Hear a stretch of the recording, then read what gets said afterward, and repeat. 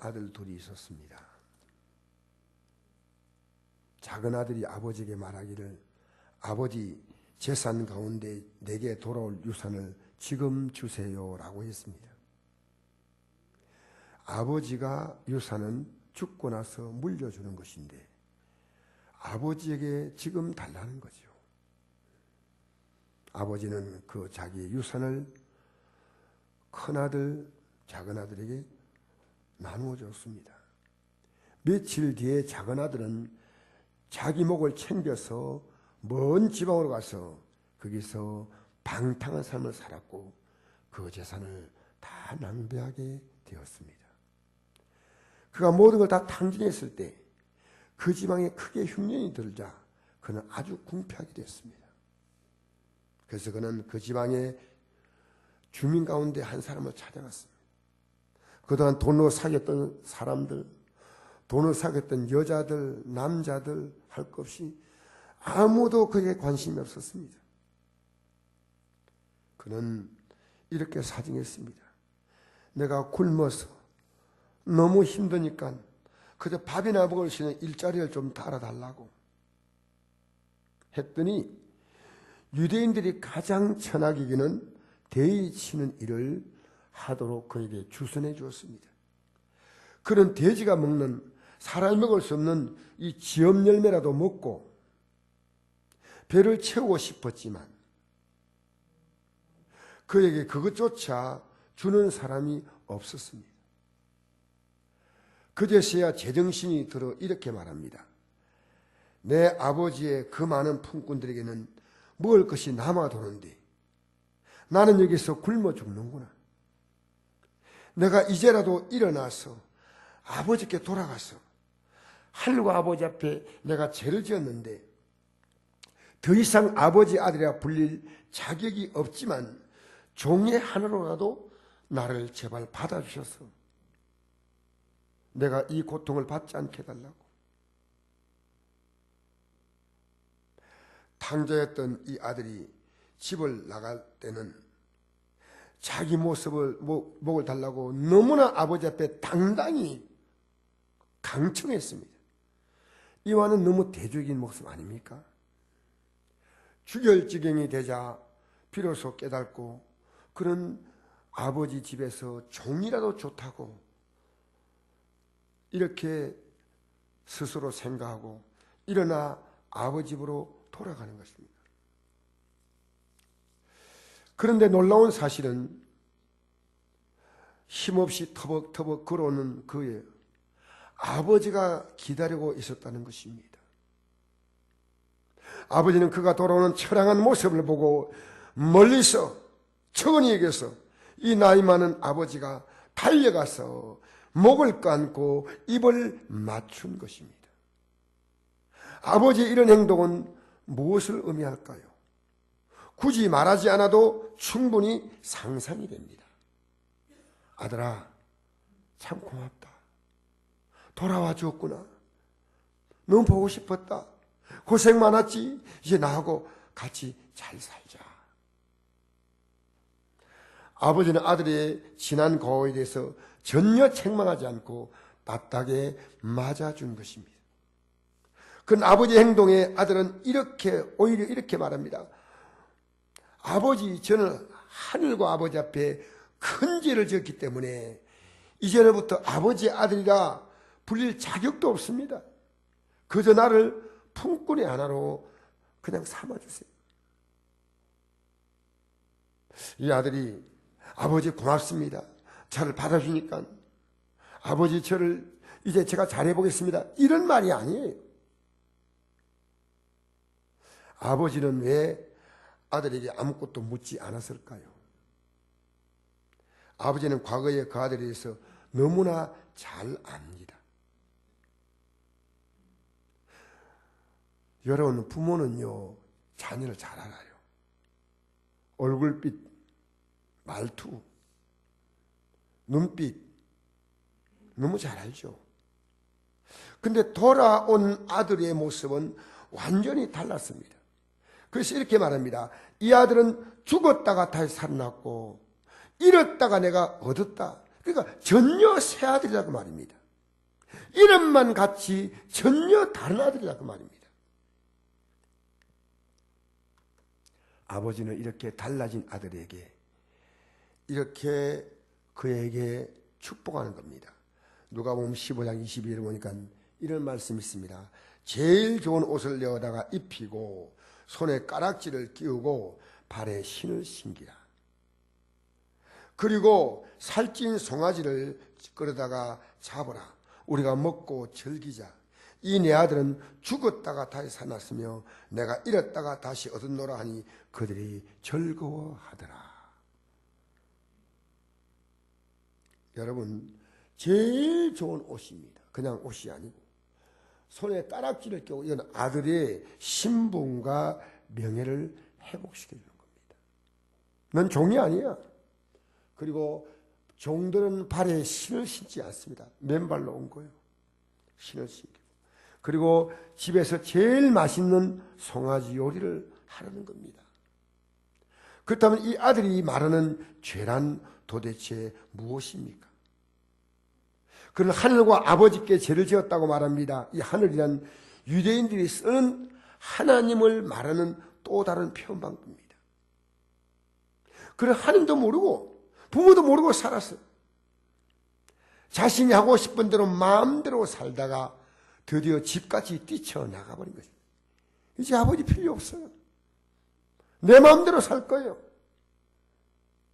근데 그 결과가 너무나 비참해지자 그는 깊이 회개하고 이제 전혀 새로운 아들로 돌아선 것입니다. 그렇다면 이 탕자 아들이 구체적으로 아버지에게 해드린 게 무엇이 있을까요? 아버지가 왜 이렇게 반갑게 받을까요? 이 아들은 아무것도 한 게 없습니다. 단지 회개하고 잘못된 생각을 돌이킨 것밖에 없습니다. 새로운 삶에 대해서 이제는 결단합니다. 아버지, 저는 아들이 아니고 종입니다. 아들의 처참했던 삶은 모두 아버지가 다 회복시켜 주신 겁니다. 어떤 면에서 손해를 본 것은 아버지입니다. 그러나 아버지는 너무나 기뻤습니다. 그래서 아들에게 모든 걸 다 해주려고 했습니다. 이것이 성경이 말씀하시는 회개입니다. 아버지는 아들이 집을 나간 이후로 계속 아들을 기다렸습니다. 재물을 다 탕진해 주니 제발 뉘우치고 돌아만 오라는 겁니다.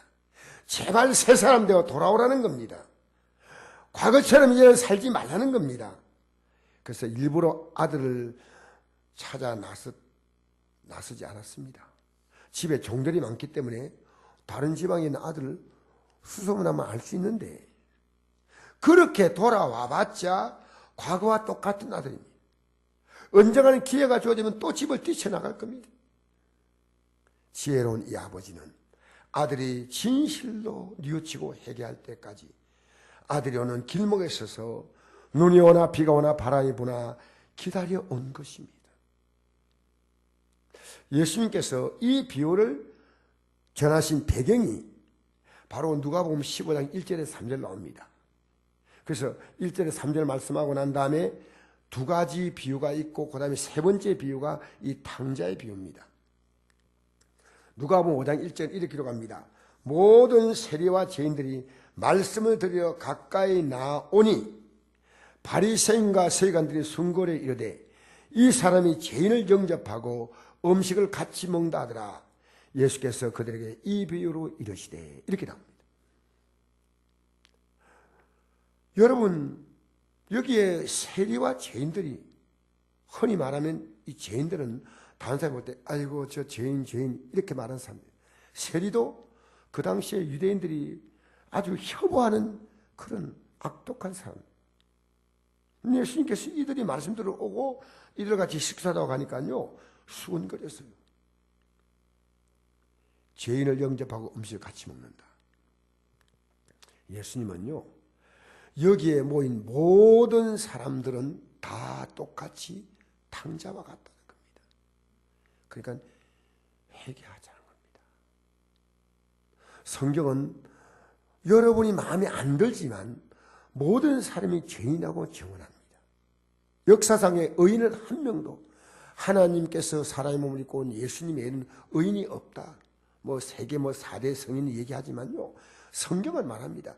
모든 사람이 죄인이다. 제가 이번에 청성교도소 설교하러 갔어요. 목요일 날 청성에 있는 직업교도소, 직업훈련원 교도소입니다. 이 교도소 1, 2, 3 교도소가 있고 직업훈련원 교도소가 있어요. 여기가 좀 제일 그래도 좀 나은 사람들이에요. 제가 거기에 과장님을 만나서 같이 이제 대화할 시간이 있었어요. 과장님이 얘기하다가 이런 얘기하는 겁니다. 우리나라 지금 사형을 언도하지만은 사형 집행을 하지 않습니다. 그래서 제가 이렇게 나도 모르게 이렇게 했어요. 사형을 하면 범죄 수가 줄어들 것 아니겠습니까? 이랬더니요, 모르는 말씀입니다. 여기서 사람을 죽여서 오는 사람들 보면요, 대부분 평박에 살던 사람이 순간적으로 욱해가지고 사람을 죽인다는 거예요. 여기 올 사람이 전혀 아니란 거예요. 그런 사람이 많다는 거예요. 목사님 같은 분이 와서 여기에 이런 분에게 말씀을 주시니까 참 고맙다고. 여러분, 평박에 살던 사람이 순간 실수할 수 있습니다. 혹시 여러분 누가 교도소에 있다고 해서 흉보면 안 됩니다. 실수할 수 있고요, 본인이 어쩔 수 없이 사고를 저지른 경우도 있고요, 당한 경우도 있고요. 그래서 사람은, 모든 사람이 죄를, 어떤 흉악한 죄도 여건만 되면 지을 수 있는 가능성을 갖고 있는 게 사람이란 겁니다. 그런데 성경은 죄가 뭐라고 말씀하니? 성경은 이렇게 여러 군데서 말씀하지만 제가 간단하게 한 구절만 좀 뽑았습니다.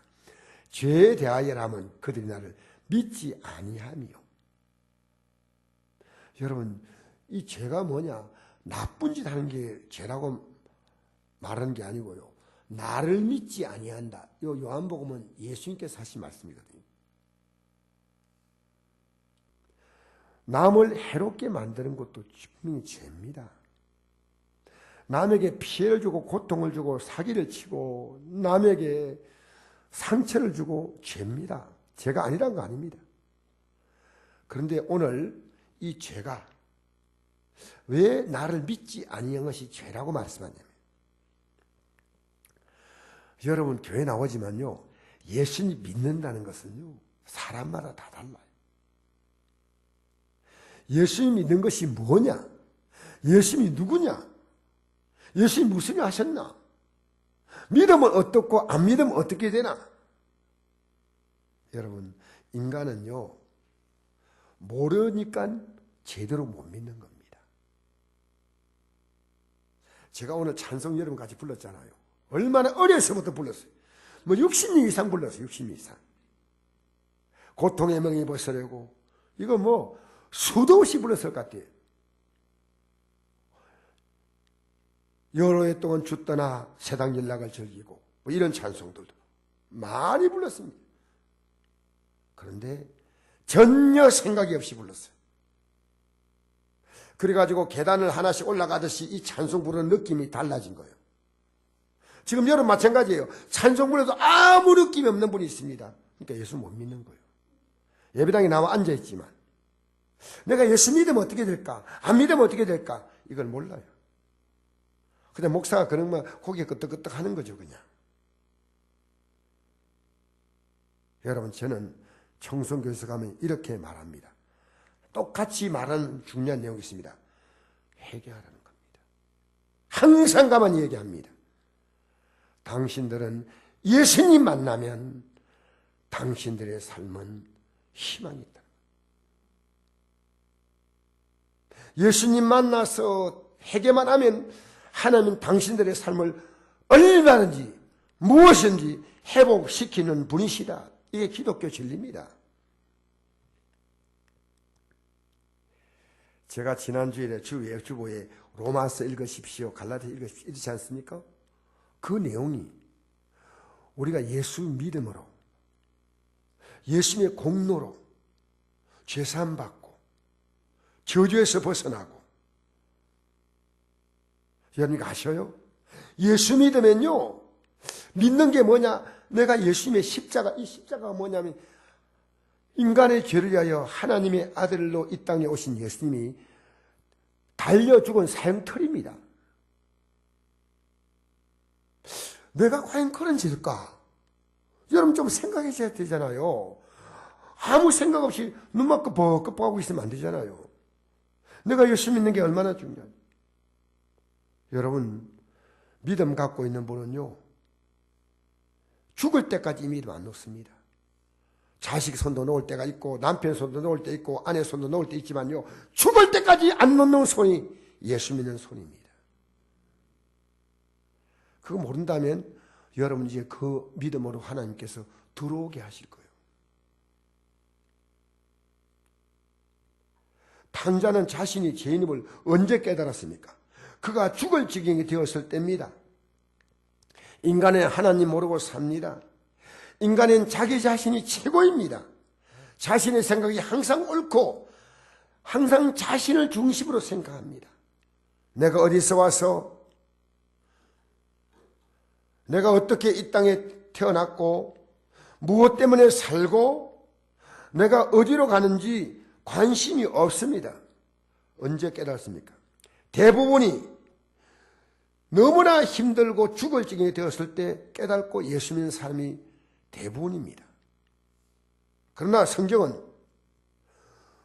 이 땅에 있는 동안 깨달아야지 죽고 나서 깨닫지 말라는 겁니다. 오늘 누가복음 15장에서 쭉 말씀하신 예수님은 16장에서도 말씀 계속 해나가셔요. 지금 그 16장에 이런 말씀이 있습니다. 한 부자는요, 이 땅에 살 동안에 고통이 없어서 날마다 파티를 벌리고 얼마나 멋지고 신나게 살았어요. 죽을 때 만장이 가득한 거대한 장례식을 했습니다. 딱 그가 죽고 나자 그의 삶은 완전히 반전돼 버린 겁니다. 그는 지옥의 불꽃 가운데서 고통받고 있었습니다. 그리고 자기 집 문 앞에서 음식 쓰레기통을 뒤져서 먹고 살았던 거지 나사로는 한나라로 올라갔어요. 그래서 이렇게 말합니다. 나를 국력이 여기사 나사로를 보내요. 그걸 자기 앞에 사라지니까 그 관계가 좀 있잖아요. 그 손가락 끝에 물을 찍어. 그냥 손가락 끝에 물 찍는 거예요. 손가락 끝에 물 찍는 거 알아요? 여러분, 제가 물컵이 있는데 손가락 끝에 물을 찍는 게 보입니까? 손가락 끝에 물을 찍어서 내 혀를 선다게 하소서. 내가 이 불꽃 가운데서 괴로워하나이다. 이거 알면요, 눈 부릅뜨고 예수 믿어요. 이거 알면 예수님 대충 안 믿어요. 그렇지 않습니까? 저는 이걸 믿기 때문에 제가 그래도 꽤 괜찮은 직장을 목사님이 주혜종 길러 가라니까 딱 던져버렸어요. 저는 이걸 분명히 알 때 제가 30대 중반이었어요. 어릴 때 교회 나갔지만 이건 분명한 사실이에요. 분명한 사실.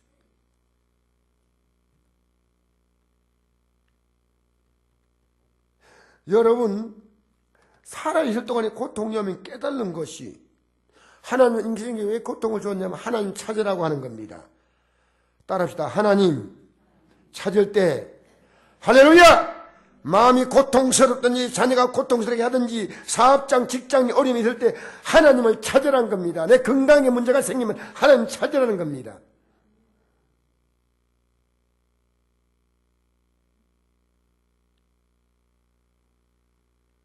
여러분, 여기 앉아있는 분 가운데요, 하나님 알고 나서 내 삶이 바뀌어지고 내 형편이 좋아진 분들이 한두 분이 아니에요. 근데 그것을 징검다리를 해가지고 하나님께 나가야 하는데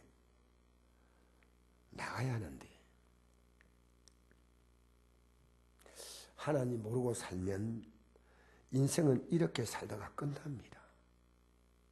성경은 이렇게 말합니다. 우리의 연수가 70이요 강건하면 80이라도 그렇죠. 뭐 요즘도 다 그렇잖아요. 70 살고 80 살고 이러면 다 끝나는 거 아니겠어요? 지난번에도 우리 성도님 친척이 86세 때 세상 떠났습니다. 어떤 면에서는 사실 짧은 인생은 아닙니다. 하나님께서 주신 생명을 거의 누렸다고 봐야 합니다. 우리 연수가 70이요 강건한 80이라도 그 연수의 자랑은 수고와 슬픔뿐이다. 앞으로 바라볼 땐 대단한 것처럼 보이는데 돌아서 보니까 수고와 슬픔밖에 없어서 뭐 큰 것도 남은 것도 없어. 자식을 키워봤고 사업도 해봤고 직장에서 명예도 얻어보았고 이것저것 다 해봤는데 여러분 성경이 얼마나 정확합니까? 그리고 누가 주의 노예의 능력을 알며 누가 주의 진노의 두려움을 알릴까? 여러분 왜 사는지 모르고 살아. 그래서 우리날 계수함을 가르치사 지혜로운 마음을 얻게 하소서. 지난날 살아온 삶을 한번 계수해 보세요. 여러분의 삶이 날 이 땅에 보내신 하나님을 알고 산 겁니까? 내가 살고 싶은 대로 사는 것은 자유지만 반드시 인생은 우리를 이 세상에 보내신 하나님께 결산받게 됩니다. 여러분 손바닥으로 내 눈을 가릴 수 있지만 하늘을 못 가리잖아요. 하나님 모르고 산 인생들에게 하나님의 노여움과 진노의 두려움이 있다는 것을 성경은 말합니다. 성경은 말합니다. 한 번 죽는 사람에게 정해진 것이요 그 후에 심판이 있다. 이 결산이에요. 여러분 주일날 예배가당 가지 말고 이곳에 오라고 부르는 사람에게 이 사실을 먼저 말해주세요. 예배는 하나님을 믿는 자의 하나님과의 엄숙한 약속이에요. 내 생명이 그분 주셔서 이 땅에 사는 거 아니에요. 내가 딛고 있는 이 땅이 그분이 맞는 세상 아닙니까? 내가 부르면 그분이 부르면 내일도 가야 하기 때문에 우리 인생은요 10년 단위로 사는 거 아닙니다. 1년 단위로 사는 거 아닙니다. 하나님이 내일을 눈뜨게 하셔야 내일이 내게 있습니다. 알겠습니까? 의외로 예배의 의미를 잘 모르고 사신 분이 있습니다. 주일이지만 만날 사람 다 만나보고 또 꼭 가야 될 그런 일도 있습니다. 그러나 이제부터 살아온 날을 한번 계수해 보시고 여러분 어느 시간 지나가면요 우리는 주님만 남습니다. 내 인생에 마지막에 인생이 당하는 고통은 당자처럼 하나님을 찾으라는 메시지입니다. 하나님 아버지 나 자신이 힘들고 내 가정이 힘들고 내 직장이 내 사업장이 내 건강이 뿐만 아니라 지금 국가적으로 너무 힘든 상황입니다. 탄핵 정국이 우리가 사르는 판으로 왔는데 결론이 났고 그러나 그게 끝이 아니에요. 샤드 문제가 한국 경제를 강타하고 북핵의 위험에 지금 대한민국은 노출되어 있습니다. 김정은이는 제정신이 아닌 사람이에요. 언제 무슨 일 볼지 아무도 모릅니다. 미국도 벌벌 떨고 지금 대책 세우는데 대한민국 국민은요 아주 담대해요. 전 세계 놀라운데 대한민국은 안 놀래. 여러분 샤드 문제로 당장 입는 피해가 당장 입는 피해입니다. 앞으로 계속이 아니고 17조 원입니다. 이 17조 원을 국민 1인당으로 제가 나누어 봤더니요 1인당 34만 원의 피해인데 우린 직접 지금 피해보는 사람 여기 별로 없을 거예요. 직접 피해보는 것 여러분 명동이라든가 우리 중국인들이 많이 오는 그 백화점 제주도 텅텅 비었습니다. 비슷한 사건을 만났던 일본이나 대만이나 베트남도 중국에서 그렇게 경제적인 타격을 받은 적이 있지만은 국민이 단합해서 그나마 잘 극복했지만 지금 우리는 굉장한 국론 분열의 상태입니다. 어떻게 이 나라에 이럴 수가 있는가? 지금은 자신의 문제도 문제지만은 나라를 위해서 기도할 때입니다. 정치인들이 정신이 없어요. 여러분 집에 가서 이번 주 시간 나면요, 사무엘 상하를 보세요. 상만 봐도 됩니다. 제가 어제 사무엘 상하를 다 보면서요, 정치란 것이 무엇인가 성경에 다 나와 있어요. 인간은 정치를 믿으면 안 돼요. 하나님 믿어야지요. 또 여러분 혹시 여러분 친족이나 가족 가운데서 또 우리 교인 가운데서 어려움을 당한 분이 계시다면 서로 기도하고 보살펴야 됩니다. 저는 우리 성도님이 어려움 당하는 것 때문에 사실은 제가 너무나 마음이 아파요. 몰랐는데 너무 큰 어려움을 당하고 있는 거예요. 너무나 큰 어려움.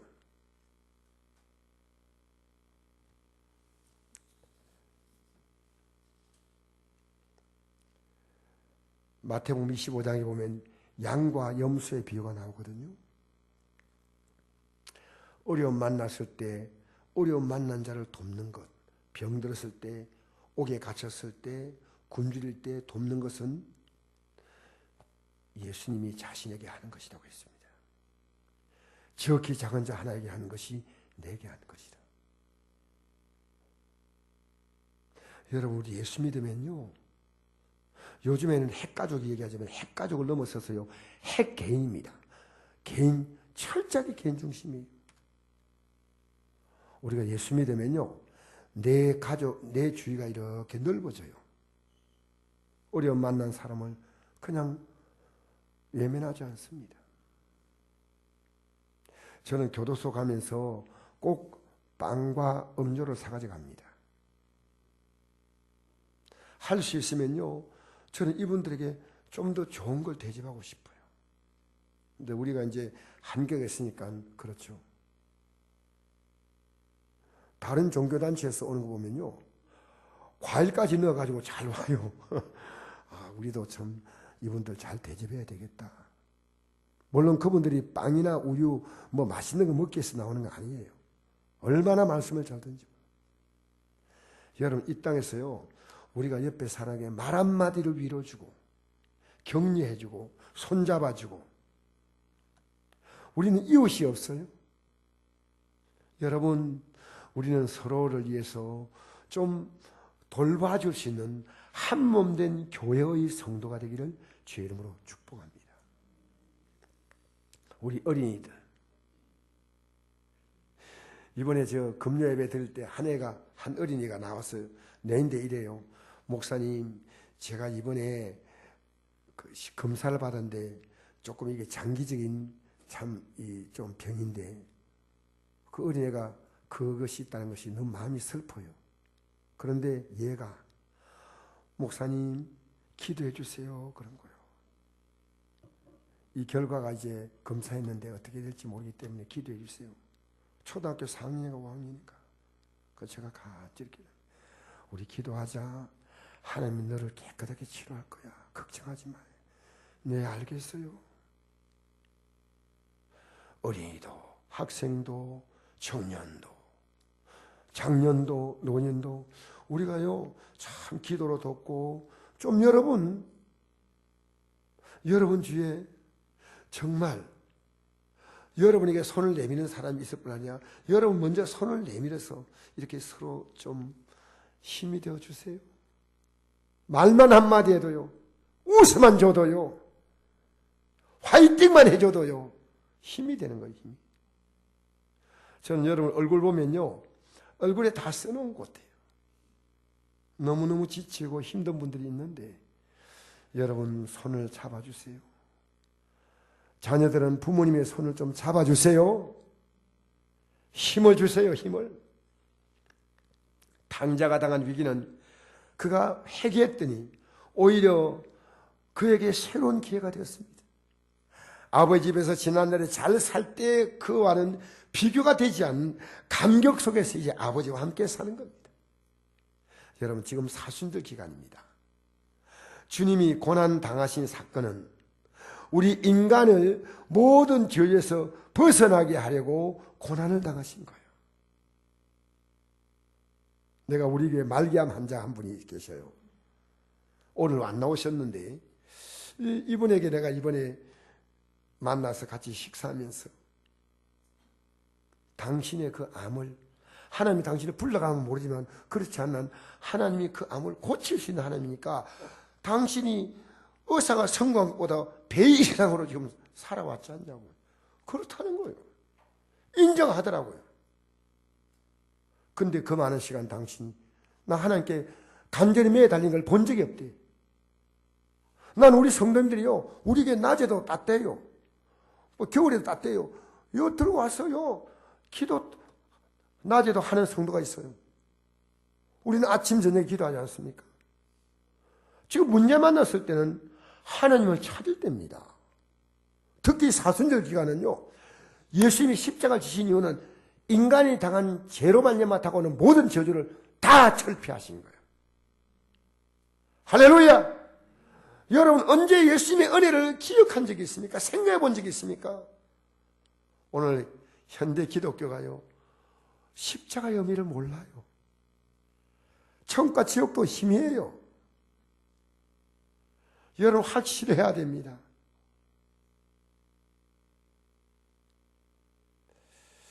예수님 십자가 공로 붙들고 살아가는 자는요, 널리 회개할 게 많습니다.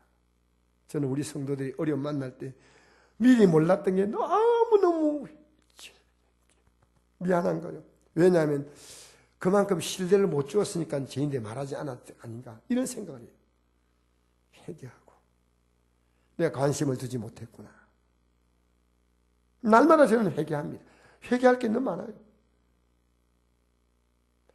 탐욕 결과를 보면서 내가 어쨌든 이 나라에서 기도를 많이 하지 못해서 회개하는 거예요. 탕자가 진심으로 회개하여 아버지께 돌아서니 모든 저주가 다 끝났습니다. 여러분 저는요, 우리의 어린이들이, 우리의 학생들이, 우리의 청년들이, 우리의 장년들이, 우리의 노인들이, 우리의 집사님들이 회개하는 모습을 보고 싶어요. 회개하면 살아요. 회개하면 변해요.